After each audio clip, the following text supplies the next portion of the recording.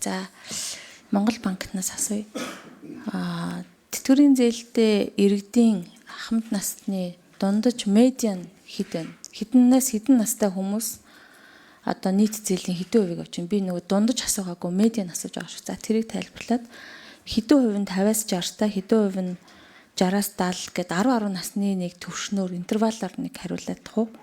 За хоёрдугаарх нь арилжааны банкудаас за Монгол банкнаас үргэлжлүүлээ. Танайх 7 сарын 8-нд баталсан зээлийн хүүг бууруулах хүрээнд авах арга хэмжээний тухай 79-р тогтоолын хэрэгслийг хангахаар нэг судалгааг хийж эхэлсэн юм байна. Тэгээ тэр судалгаан дээр одоо зээлийн хүүгийн мэдээллийг ил тод нээлттэй болохыг зарладаг боломжийн талаар судалж байгаа юм байна. Одоо 11 сар 12 сар гарчлаа. 5 сарын хугацаанд энэ судалгааны чинь үр дүн юу гарсан юм? Ямар шийдвэр гарсан? Энийг тайлбарлая. За арилжааны банкудаас асууя. Санаачлаг гаргаад гаргасан ийм банкуудыг сонслоо маш баяртай байна. Гэхдээ ер нь Монгол банк өөрсдөө одоо юу гэдгийг нийгмийн хариуцлагын хүрээнд гэдэг зүйлийг хийж боломжгүй ийм бодлого гаргадаг юм а гэхэд арилжааны банкуд өөрсдөө бас нийгмийн хариуцлагын хүрээнд гэдэг юм уу ахмадуудад өөрөөр хэлбэл ахмадууд чинь танай банкны хэрэглэгч шүү дээ нэг талдаа. Тэгэхээр тэднэр зориулсан одоо зээлийн бүтээгдэхүүн, санхүүгийн бүтээгдэхүүн ямар боломжууд одоо байгаа юм. Ер нь бол ядаж өнөөдөр зээлийн хүүн ингээд одоо мөс шиг хүлдэх одоо өөрчлөгдөхгүй хугацааг нь ингээд 36 болохгүй гэж байгаа бол ямар настай, ямар ахмадад, ямар санхүүгийн бүтээгдэхүүн одоо яг банкн дээр байна. Хүмүүс тэрийг ядаж мэдэж авах гэх үү. Тэгэхээр боломжоор нэг товчон хариулаад өгөөч. Баярлалаа. За сарамжлал нэг шонс Монгол банк энэ дээр хариулъя. Дараа нь арилжааны банкудаас асуулт. За Монгол банкнаас элцгийн захирал Батболд сарамжлал гишүүний асуултанд хариулъя. За зээлдэгчийн насны ангиллаар бол яг ангилсан тоо бол хараахан байхгүй байгаа тийм. Гэхдээ бид 10 сарын байдлаар нийт 5 арилжааны банкудаас нийт 294 мянган зээлдэгчийн микро тоон өгдлийг авч бол одоо шинжилгээ энэ төр хийсэн байгаа. Энэхүү тооноос харахад бол зээлийн үлдэгдлийнх нь хувьд авч үзэх юм бол нэг зээлдэгч дунджаар бол нэг 8 сая төгрөгийн зээлийн үлдэгдэлтэй байгаа.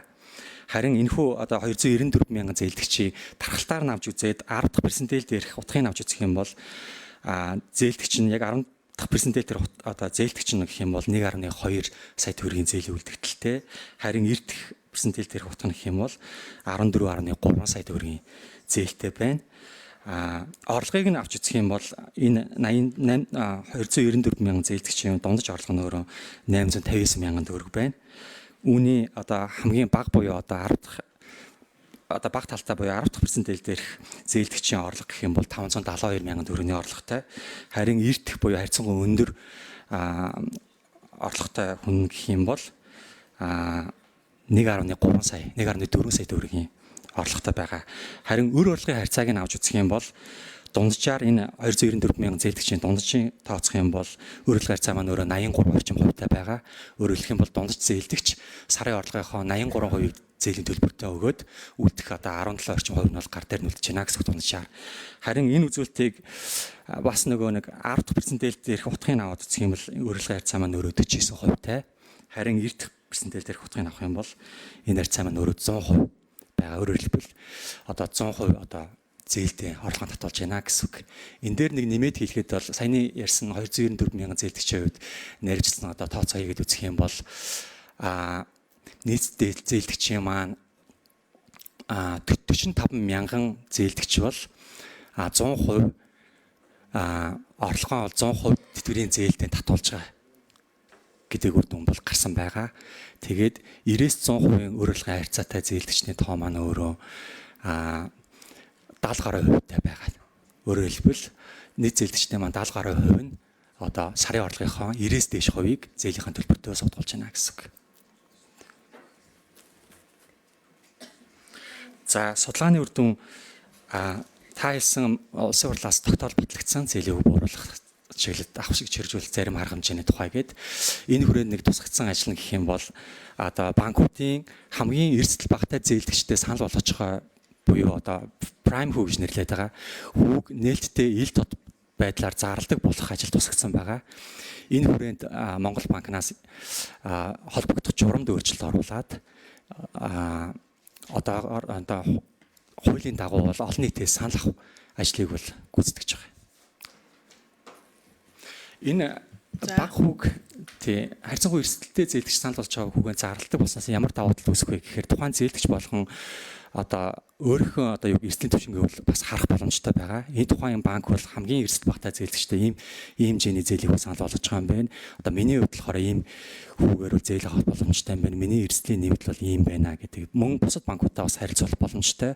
Мөн одоо дунд урт хугацаанд бол ийхүү одоо суур хүү, жишг хүүг нээлттэй зарладаг болсноор одоо зээл дээр л хувьсгахгүй зээлийн зах зээл бол бас өгч боломжтой гэж харж байгаа. За харилцааны банкуд саранчлан гишүүний асуултанд хариулъя. За. Эндэр микрофон. За энэ хэрэгдвэн хаан банкнаас харилцааны банкудад одоо ингээд хүмүүсийн хэрэглэн дээр үндэслээд лизингийн байна уу, хэрэглээний байна уу, кредит картын байна уу гэж зөндөө олон бүтээгдэхүүн байдаг. Тэр нь өөрсдөө бүгдээрээ тусгаалan зориулттай, тусдаа нөхцөлтөө.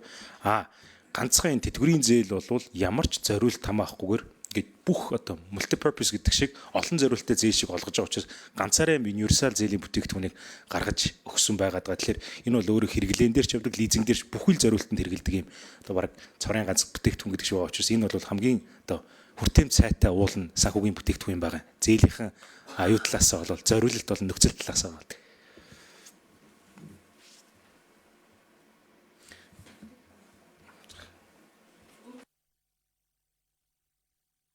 Саранчлан гишүүн тодруулъя.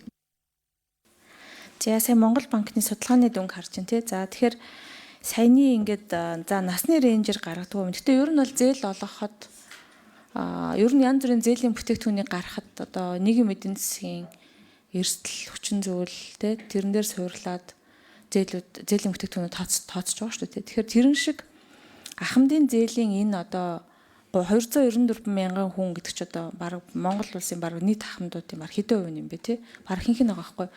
Тэгэхээр энэ дээр энэ насны жингээр бодоод ч үгүй юм уу? Энэ одоо зарим нь бол баг одоо нийт орлогын 100% байхад бүгдээрээ бас биш юм биш. Тэгэхээр энэ дээр нь тулгуурлаад засгийн газарт нэг ийм санал гаргаад тий эрсдлийн ингэж хувь гаргаад арилжааны банкуудын энийг хариуцаад гэдэг нэг юм дундын бодлого энэ төр гаргаад хийж болтгүй мүү танах ч одоо өөртөө тим гарах чиг үүрэг энэ төр байхгүй гэсэн үг үү? Ер нь Монгол банк энэ дээр ямар санаачлаг гаргах юм бэ? Одоо цаашдаа яах юм? 1 минут тодруул. Одоо энэ гадаа хүмүүс өнөөдөр энэ байдлаас чинь болоод төрүүчээсээ зарим хүмүүс нас орж шít. Энэ асуудлыг ямар ч гэсэн шийдлийн хүлээгээд тэгээд хүний өвхөлтэй хүртэл ингээд одоо оролцож. Тэгэхээр та нар энэ дээр санаачлаг гаргаж манлааш нэг шийдвэр гаргахгүй гол байгуулга нь юм чинь энэ дээр бодлогын шийдэл яриад штэ. Тэгэхээр бид нар болохгүй л гэдэг. Одоо тэгэхээр 36 сар болохгүй юм байна, хүүг багасахгүй юм байна гэдэг хариултыг манай өнөөдрийн хурлаас гарч байгаа гэсэн үг үү? Хэдүүлээ энэ яриагаа нэг тийш нь болгож дуусгах ёстой штэ.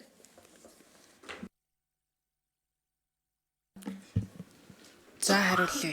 Тий. Энэ шийдвэрийг бол мэдээж улсын хурлын гишүүд гаргана. Тэгэхээр энэ бол ингээд өнөөдрийн хуралдаанаар шууд шийдэгдэх гэхээсээ илүү бид нар бас дараагийн арга хэмжээг авахар төлөвлөж мэдээж шийдэлтэйгээ ажилланаа гэдгийг хэлмээр байна. За юун дээр тодруулах юм дээр Монгол банк хариулах уу? Ямар судалгаа хийж байгаа? Танах ч үгэн судалгааны бүр багтаа үсттэй тий. Монгол банкны ипотекийн зээл дээр бол нэлээд сайн судалгаа бол хийсэн байсан шүү дээ. Энэ дээр өшөө тийм юмнууд байна уу гэдэг дээр энэ дэр микрофон өгье.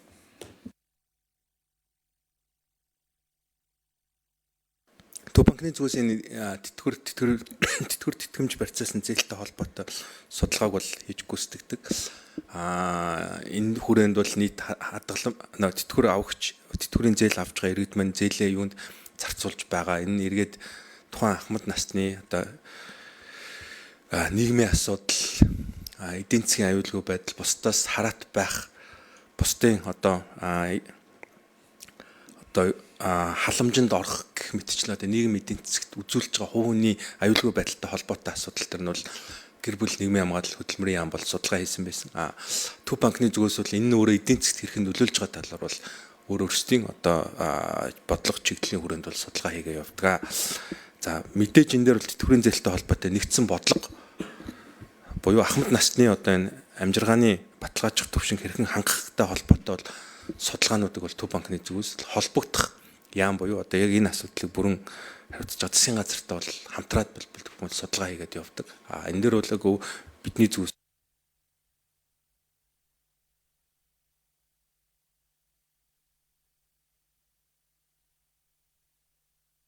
Нэмэлт 1 минут өгч. Эндрийн микрофон. тухайлсан яг тийм одоо юу гэдэг энэ тэтгэврийн зээл нь юм байх хэвээр 36 сар чинь түрэн гишүүн бас хүндээд энэ 36 сар чинь бүтэхгүй юм байна. Зээлийн хүү буурахгүй юм байна энэ гэсэн тийм шууд юм өрөөсгөл